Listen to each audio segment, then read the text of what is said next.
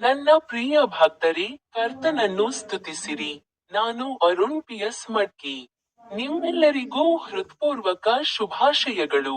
ಇಂದು ಜನವರಿ 14ನೇ ದಿನ, 2026ರ ಮೊದಲ ತಿಂಗಳು. ನಾನು ಜಾರ್ಖಂಡ್ ರಾಜ್ಯದ ಸಿಮ್ಡೆಗಾ ಜಿಲ್ಲೆಯಲ್ಲಿ ವೆಲಕನ್ನಿ ಚರ್ಚ್ನ ಎದುರಿನ ಫರ್ಸಬೆರಾ ಗ್ರಾಮದಲ್ಲಿರುವ ಅನಿಲ ಕಾರ್ಖಾನೆಯನ್ನು ಸೇರಿಕೊಂಡೆ. ಮಕರ ಸಂಕ್ರಾಂತಿ ಮತ್ತು ಪೊಂಗಲ್ನಂದು ನಿಮಗೆ ಹೃತ್ಪೂರ್ವಕ ಶುಭಾಶಯಗಳು.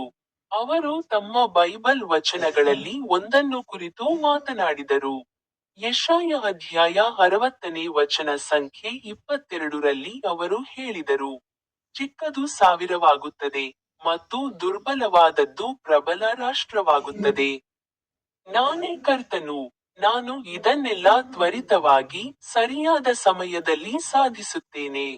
ಅವರು ಮಾತನಾಡಿದ ಕೊನೆಯ ಬೈಬಲ್ ವಚನ, ಲೇವಿ ಅಧ್ಯಾಯ 11, ಪದ್ಯ 14ರಲ್ಲಿ ಹೇಳಿದರು.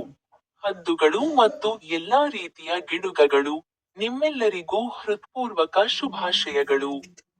ನನ್ನ ಯೂಟ್ಯೂಬ್ ಚಾನೆಲ್ನಲ್ಲಿರುವ ಬಟನ್ ಅನ್ನು ಕ್ಲಿಕ್ ಮಾಡಲು ಮರೆಯಬೇಡಿ.